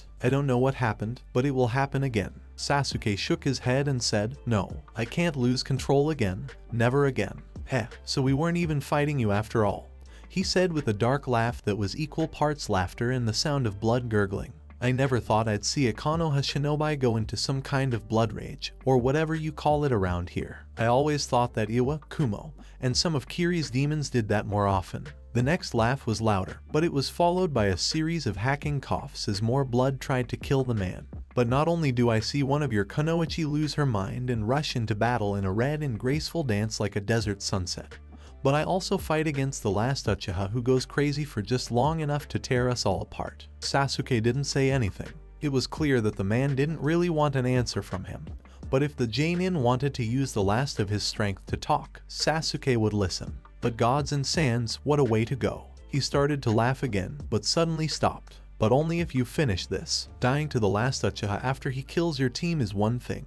Drowning in your own blood is quite another. I saw what you did for Taro over there, and I thank you for that. He was a good kid, and he shouldn't have to suffer any longer than he has to." His eyes went to the Kunoichi, whom Sasuke knew was still breathing, even if just barely. "I guess that means I should stop holding up the line. Go ahead and kill me. It was a good day to die." Sasuke gave him what he asked for with a serious nod, and his kunai cut a second smile into the man's neck. He kept his eyes on the Suna shinobi, just like the Nin did. He hadn't expected anyone to accept him, understand him, or even like him. It came from a man who was ready to die and had already given up before he put on his headband that morning.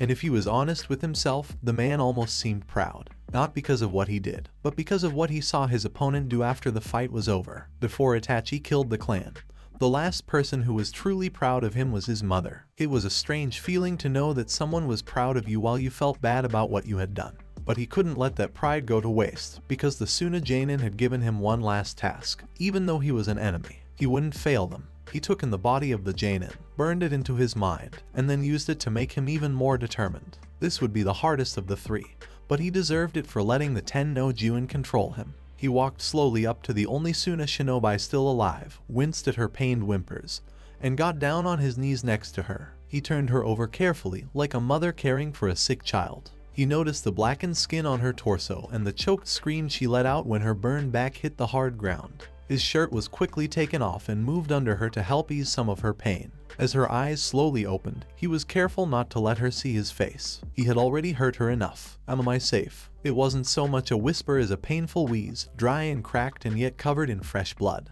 It was like hearing a wound that was healing leak blood as chunks of skin were torn off. He felt sick when he thought about it. How many times had he thought his fire techniques were good enough for sparring or even for fighting enemies? He thought he'd never see fire the same way again. A fan who didn't like the fire would make his ancestors roll over in their graves. If they were Iwa, then. He was sure, though, that they looked down on him, since their ashes were always being blown around the sky of the earth, and he was sure they were unhappy. He didn't know if it was because he wanted to leave the flame behind or because he had lost control of himself. "You're safe." He spoke softly and quietly, but she could hear regret in his voice. "I'm not going to make it, am I?" The fact that she seemed to almost be happy about the fact that he wasn't going to make it almost broke the heart he had spent so many years trying to get rid of. It's not likely, no. If he could trade his life for hers right now, he wouldn't think twice about it. Good. It was simple, but he could hear the conviction in it, even though she was having trouble speaking. "I'm very tired." "I get it," he said, and he did. After what he did, she wouldn't be able to go on with her life. At best, her body would always be crippled, and he was sure that he would be in her nightmares until she died, either naturally or by her own hand. It was a real blessing, but that didn't make it any easier for him. "Close your eyes," he said in a nice voice, "and I will take you very far away from the pain." She smiled, which was a small thing he might not have noticed if he hadn't seen how the blood sparkled in the Konoha sun. It was a beautiful thing, though. He felt even worse about himself. "Say thank you." Her warm brown eyes, which shouldn't have been able to see the pain he caused her, shut, and he moved closer. He got his kunai ready and leaned in to kiss her brow. He noticed that she tensed up for a second before letting out a deep sigh and relaxing. Now, there wasn't much else he could do to make her feel better. His hand shook, and the cold steel in it was ready to draw blood. But a part of him laughed at him and called him a coward. Not because he had second thoughts, but because he was going to do it. To really feel the weight of what he had done, he had to make things right. This was just like a painter throwing away a mistakenly done painting. What was the point of making him feel bad for the rest of his life when he should have spent that time making sure she had the best life possible? But how could he make sure she got it? Was she even interested? In the end, he gave up and took the easy way out that she gave him by being willing to let him out of the pain he had caused. His kunai got the blood it was looking for. He was weak and scared, and when he realized it, he didn't feel the anger he had before. Instead, he felt a deep hatred that the seal would never be able to feed on. Compared to how bad he felt about himself, how he felt about his brother was almost like love. As the Uchiha's curse of hatred turned on itself, he looked down at the dead body in front of him and burned it into his mind again so that he would be haunted for the rest of his life. But even though he was using his Sharingan and picking up on every little thing, it wasn't enough. Not even close. By making her skin black with his hand, he had another way to remind himself of how far he had fallen. It was a pretty simple technique, one of the first steps to the Chidori. He was still surprised that Kakashi had taught him that jutsu, but the idea could be used with any of the elements. Fire Chakra, a friend he had known for a long time, jumped eagerly into his waiting hand, ready to eat. It wasn't perfect, not even close, and the fire would start eating through the thin layer of chakra on his hand in just a few moments. But that was all he needed. He didn't let himself scream as he firmly pressed his burning hand into the skin above his heart and held it there by sheer force of will. Slowly, or so it seemed, the skin turned black and curled until he was sure he could feel the muscle beneath. Then he took his hand away, peeling it off of the melted flesh. He looked at the bits of burned skin stuck to his hand for a moment before he realized what he was doing. The skin was gone, so that wasn't it. Good, he deserved more, but for now, this would do. Black flashed around his eyes, and he suddenly realized that he was so tired that it hurt to move. He took the Kunoichi's headband off with almost reverence, then wrapped it around the kunai he had used to kill the 3 Suna shinobi and put it in his pouch. Like the scar on his heart, they would be physical reminders of what happened that day. His job done, he didn't need to stay awake any longer. His shinobi side told him it wasn't safe enough to sleep yet. He was such a coward that he almost wished an enemy shinobi would kill him while he slept. In either case, he lost the last of his strength and fell to the ground. Before he hit it, he had only a vague idea that 2 sets of arms were trying to catch him. The last thing he heard was a shout, perhaps a friendly call to their boss. "Captain, please." He wondered if he would wake up and find out what happened during the invasion. He wasn't sure if he wanted to. "Captain, please." "Yeah," he said in a rough way. "I see him." He not only saw them, but he also saw the damage he had done. Yes, it's impressive, but it's also a bit scary. He had been around for a while and was used to reading about fights by looking at the battlefield after they were over. What he saw didn't make him happy. He started there, and it looks like he either jumped down or fell. The scattered rubble could have been caused by him moving around in battle, but it's more likely that he was picking himself up. Then he fell. One of the groups that knew about the invasion ahead of time, Theta Team, said that the Uchiha was with them at first but got separated. The group was sent out right away to make sure that Konoha's Uchiha got out, or at least enough genetic material to make the clan come back. It looks like the Uchiha will be able to escape.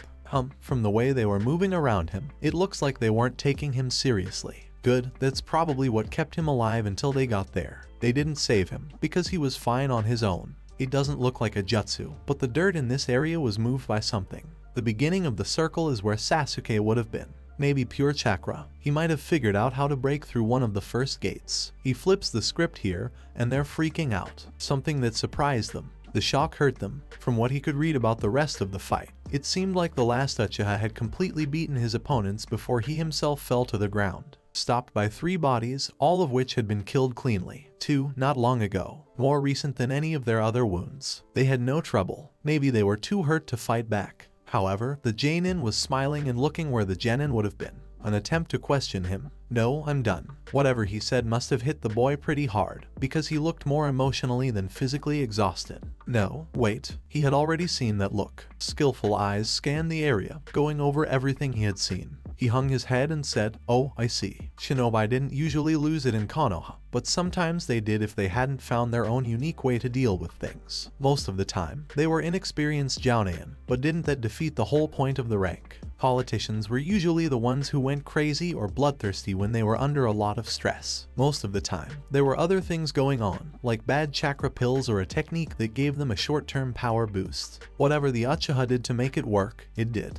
But how much? It explained the 3 clean kills and the way he took the Kunoichi's headband, which wasn't a trophy but a way to remember this day. It also explained why it looked like a good chunk of his chest had been burned away. He would feel guilty for months and very likely for years. When one of their friends lost it, it was never a pretty sight, and it was even worse when they were able to calm down. He would make sure the doctors knew he would need a lot of counseling and that the burn had to be left alone to heal. Sasuke might not be able to tell them not to heal it until he was better, which might be too late to stop it. But he knew what the genin would want in this situation. He reached up to his radio to change the settings. Package safe, precious cargo going back to Rally Point Mercy. He still remembered the one time he got out of hand. Genma told his team what to do by idly running his tongue over his senbon. They finished here. Red paint had been put on Konoha, if not from the blood of her attackers, then from the burning light of the setting sun. Even though there wasn't much damage to the village itself and the bodies of her defeated enemies were being piled along the outside wall, big clouds of smoke were already rising above it. Those Konoha shinobi who died serving their village would be buried on top of the burning graves, while those who were too stupid to think they were as strong as the great tree would be buried naked in the ground to feed the forests around them. Because fires will brought comfort to its friends, but it didn't hesitate to burn its enemies. Since Iwagakure no Sato has been against Konohagakure no Sato for a long time, it wouldn't be a surprise if they had different ideas. It was strange that, after a fight, they both took care of their dead in the same way that the other side would. All shinobi from Konoha were burned, and all shinobi from Iwa were buried. So, maybe enemies wasn't the right word for how they felt about each other. If you wanted to disrespect them, it might have been better to call them bitter rivals than mortal enemies. But Iwa wasn't the person they were up against. Suna shinobi always removed the organs of their comrades before draining the blood and laying the bodies to rest in large underground caverns. Their enemies were attacked by buzzards. In this, Konoha's burial was somewhere between them both. The bodies were left in the ground, and no effort was made to keep them alive. They wouldn't rot as fast as the buzzards and sands would eat them, but that just made it worse. Not that there were many to feel that way. Most of Suna's forces were sent to fight against the invasion, so most of Suna's shinobi were killed. The forest would feast well. The handful of Suna shinobi to survive all so in Konoha custody, having either been captured or had their surrender accepted. Many who attempted to surrender had not been so fortunate. Of those captured, those deemed too dangerous or who proved to be more trouble-keeping than they were worth were quickly disposed of. They made no effort to hide this fact from the other captured Suna shinobi.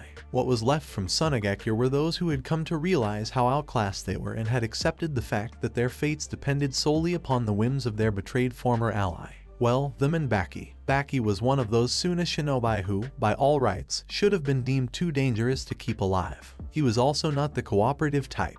What he did have going for him, however, was the fact that, officially, he was the sensei of Team Sabaku, which is why he found himself sitting in an interrogation room with tea. Oddly, it wasn't a Konoha interrogation room as one might have expected. Rather, he had been escorted here by a pair of wolf-masked shinobi, one of which had later returned with refreshments. He had yet to touch anything, of course, but he was getting to the point where he wasn't sure what was more dangerous, taking the risk or insulting his hosts. The creaking of the door alerted him to a new presence, and he soon found himself facing a young woman who slid into the seat across from him with movements that had to belong to a kunoichi. She was wearing a mask similar to the others, the only difference being the crescent moon on her brow. Despite that, however, he could practically feel her smile. He knew she couldn't have been a kunoichi for even a decade yet. She was practically a child compared to him.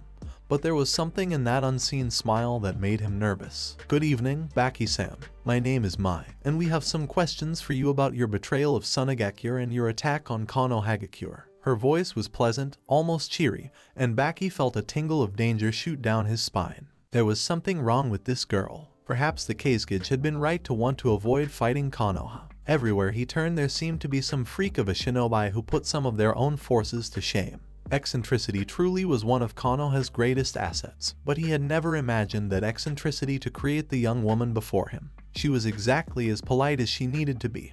Her voice held the perfect amount of warmth for a positive, professional discussion. Her movements had been precise and graceful. Her age too, something about it was simply off. She seemed experienced, but she should be too young for this kind of work. Gaara crushing people was one thing, but interrogation took finesse. Either she was a lot older than she seemed or, well, Konoha really was the birthplace of monsters. You heard about people like Uchiha Itachi or Hadake Kakashi, and how they were skilled enough to be given high rank at very early ages. But seeing it was something else. And none of that really explained the mask, either, because for some reason he highly doubted they were trying to intimidate him. This could be some specific branch of a NBU, an unofficial collection of Konoha shinobi, some sort of cult, or, most worryingly, Nami no Kuni's wolves. Judging by the masks, he had a feeling it was the latter. He just hoped they didn't have any connection to that Konoha Jonin he cut down before the third exam. That would probably not be good for him. No, I don't know where he is at the moment. Jiraiya looked down at the girl. He was pretty sure she had been a competitor in the Chunin exams and wondered not for the first time what it was about his Gotsen that led him to being surrounded by young women. There was that other dark-haired girl Mai, he recalled, and the one who reminded him of Orochimaru he saw leaving once. And now there was this one. The pattern, it seemed, was pale with dark hair. Whether that was intentional or happenstance he really couldn't say, but the fact that they all seemed older than him made Jiraiya relatively certain his Gotsen was into older women. He was so proud. Better yet, if they didn't actually live with him they might as well. Apparently there were always young women entering and leaving at all hours. Well, there were young men too, most in wolf masks, but they really didn't matter as far as Jiraiya was concerned. They were even around when he was out apparently. That had to mean something, right? The young Kunoichi before him crossed her arms and cocked her hips as she stared up at him. Unavoidable really, he towered over most full-grown adults. He was getting lost in thought again, wasn't he? That would probably explain why she was looking at him like that. Not even a clue for this gallant sage. He didn't say where he was going. Well, he didn't, but it was pretty obvious to her where he would be right now. He was the leader of the wolves, after all, Orochimaru's favored. He would be with the other important people, and right now that meant the viewing box of Hai no Kuni's daimyo back at the arena. But she couldn't tell anyone else that, gallant Jiraiya or otherwise. Orochimaru had warned them all about the strange man. Eccentricity was, after all, Konoha's greatest asset. Unfortunate. I wanted to make sure he was okay with all the commotion. She frowned slightly at that, her brows furrowing together in worry, before she gave him a small nod. I understand. I would like to know that he's okay as well. He was, after all, the key to her future. But knowing him, he should be just fine. I just have to trust in him. Both that he was alright and that the future he would end up providing her was brighter than her options in Otagakyur. It really wouldn't be hard to provide if better than Odo was the only real requirement. As long as she didn't screw up too badly, her future was already looking golden. A temp teammate to get rid of Zaku, a better chance of passing the next Chunin exams, and a cushy job waiting for her once she received her vest. VIP protection. The girl was surrounded by wolves. She was just a glorified babysitter. Not that it had been bad. She had gotten along well enough with her, and the two had spent the day getting to know each other. And she would be expected to do this full-time in the future while being paid for it. It was practically free money. She knew better than to get too ahead of herself though. Who knows what might happen over the next few months. The way her luck tended to go, her VIP would actually end up with someone determined to kill her. As boring as it might get not having any action, she would much rather go through that than deal with a long-term protection of a client that attracted trouble. For now, however, it was a great opportunity, and hey, if things did go to shit she only had to stay long enough to repay Naruto. Once their deal was complete she had no obligation to take whatever permanent position he might offer her. She'd probably take it, though, even if her new friend, and wasn't that a strange thought, that she might make a friend that she very well could be spending the next few years in very close proximity to started attracting trouble. It was no more trouble than Odo, in the end. Oh ho. Jiraiya gave a grin as he pulled out his notebook. The young woman waits faithfully for the hero's return classic. No, not the heroes, her masters. Jiraiya, you genius you, another bestseller ready to be written. Caught between disbelief at the man's actions and mortifying embarrassment at his words, Kin could do little more than blush. That, however, just seemed to encourage the man. Somebody likes that idea, huh? His lecherous grin softened somewhat, a hint of wistfulness and regret dampening it just enough for Kin to see a peek at the tired man behind the mask. Just as quickly, however, the man was back to his usual self. Well then, if he doesn't already know, I'd suggest telling him as soon as possible. Missed opportunities don't seem like much of a burden at first, but the weight never stops growing. Those words possessed their own weight, and she could hear hard-earned truth within them. Besides, who knows how he'll reward you for acknowledging him as your beloved master. The man's eyes danced with mirth. Or better, maybe he'll punish you for making him wait. You look like you might like that. Kin was reasonably certain she had never been so red in her entire life. She also didn't realize how well the Gamma Sennin could read people. When one of the wolves had sent her back to Naruto's apartment to gather her things and check in with Naruto, she had not expected to run into the legendary super pervert, and had certainly not expected a conversation like this at all. Still, master, a shiver went down her spine, and not an unpleasant one, either. And sure Orochimaru-sama won't mind. In fact, the Aodokage would probably be quite pleased so long as she didn't get too close to her master so soon. Orochimaru was the jealous type, or would be if she hadn't had her fill of her Crimson Prince before someone made a move on him. No reason not to get started though, right? Actually, she could quite clearly recall some of the thoughts she had when sitting on Naruto's lap the other day. Kunoichi surrendering herself to the protection of a daimyo. Didn't sound bad at all, really. The current plan between them would have her serving under his command for the foreseeable future. Anyway, was there any harm in taking it a bit further? She had found some amusement in the idea that she was currently living out an Ika Ika plot, but the author of that series was currently standing in front of her, wasn't he? A warmth blossomed in her belly. This was too good an opportunity to pass up. Perhaps, Jiraiya-san, you would like to come inside to hear some of the thoughts I've had about Master. The man blinked in disbelief before the widest grin she had ever seen stretched itself across his face. Really? On one condition. She cocked her hip to the side and rested an arm upon it sternly as she stared him down with absolute seriousness. When you write this book, you don't change our names. She thought she had enough ideas for him to write an entire book about the two of them. This might be one of the greatest days of his life. He was supposed to be looking for Naruto, but she had said it herself, he was probably fine. Unlike when Kushina had left, he was definitely able to look after himself these days, and even if he wasn't, he had others looking out for him too. Deal. I think you and I are going to get along just fine. And in the following hours, Ika Ika surrender was born. I will continue the story in next part. Till then, we weeb offline.